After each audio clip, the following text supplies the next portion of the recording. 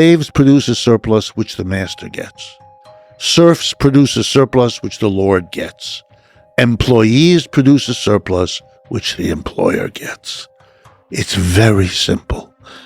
These are exploitative class structures because one class produces a surplus appropriated, distributed by another group of people, not the ones who produced it, which creates hostility, enmity, envy, anger, resentment, and all of the problems you can lump under the heading class struggle. Is there advice you can give, given your bold and non-standard career in life, advice you can give to high school students, college students about how to have a career like that, or maybe how to have a career or a life they can be proud of? Yeah. First of all, my advice is go for it. The conditions for doing that now are infinitely better than they were when I had to do it. And I could do it, and I'm happy I did it. Becoming a teacher is one of those decisions I made that I've never regretted. And I've never regretted being a critic of the society. Never.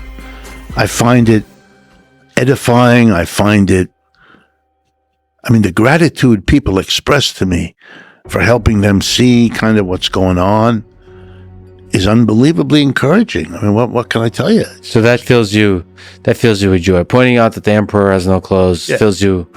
That's a life, and not just why? Important. Is it joyful? Because most of the people who say something like that to me are people who, if they had the vocabulary, and some of them do, would say, I thought I was seeing through that outfit that emperor was wearing. Yeah, I thought it, and they did. Yeah. And all they needed was a little extra, this information or that factoid or this logic. And they have that. And I remember having that too. When I had a teacher who made something clear that had been murky, I always felt gratitude.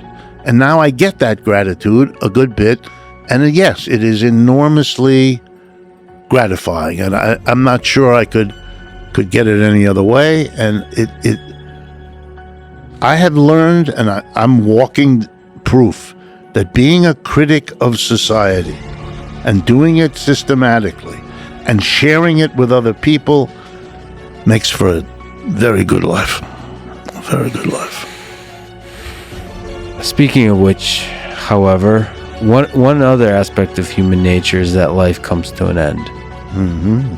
Do you think about your death? Are you afraid of it? Afraid of it? No. Think about it? Yes. Yes. I'm not afraid. I've always thought, death is hard for the people that are left. When you're dead, it's not going to bother you very much. So I worry more about my wife. I'm very attached to my wife. I might mention to you, I got married when I was 23 years old, and that's my wife to this day. So I'm lucky, because if you get married to anybody at age 23, it's either luck or it isn't. What role has love played in your life? Enormous. Because I came from a family, if your family is political refugees, which mine were, who had to interrupt their lives, moved to another continent, learn another language, find another life, income and job, and the disruption goes real deep for any refugee. So my mother and father were both refugees. They met as refugees. So I had to, in a way, make it up to them. I was the first child of I have a younger sister, but I was the first child. And, there's a lot of psychological pressure on you if you're in that situation. Nobody means you harm, but you've got to do what they couldn't, what was shut off to them in a way they want you to do. It's the closest they're going to get to what they had hoped. And my parents were both university students. My father was a lawyer. My mother had to leave the university to run for her life. So I had to perform. I went to high school here in the United States. I had to get all A's. I had to be on the football team. I had to play the violin in the orchestra. I had to do all this because everything had to be achieved. So I'm an achievement crazy person that way. But that's functional in this dysfunctional society. But on top of that, that's an achievement within the game of this particular society. Right. But then love seems to be a thing that's greater than that game. Is that something that made you a better person? Oh, God, yeah. How is it? How has it made you a better Marxian and a better everything? Because my wife by profession is a psychotherapist. Excellent. I love it. And I needed it. Yeah. And so I married it. I didn't know what I was doing at the time, but I think as I look back on it, that was more than a little what was going on.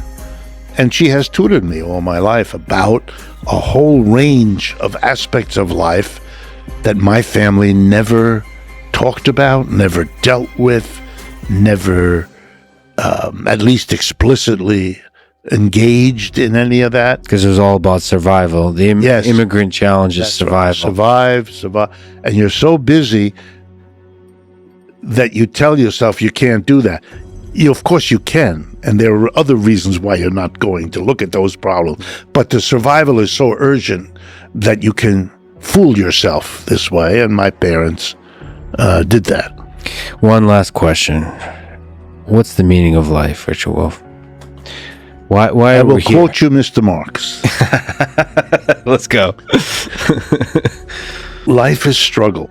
And for me, I have found that to be true, that the struggle, whether it is to build a relationship with your child, I have 2 children, whether it's to build one with your spouse, whether it's to understand a complicated argument and simplify it so that you can share the pleasure of understanding this relationship to a student or to an audience.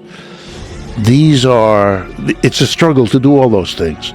But that network of struggles, that makes life interesting, intriguing, and satisfying.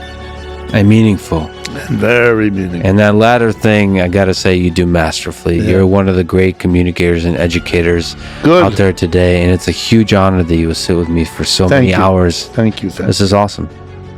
Thanks for listening to this conversation with Richard Wolff.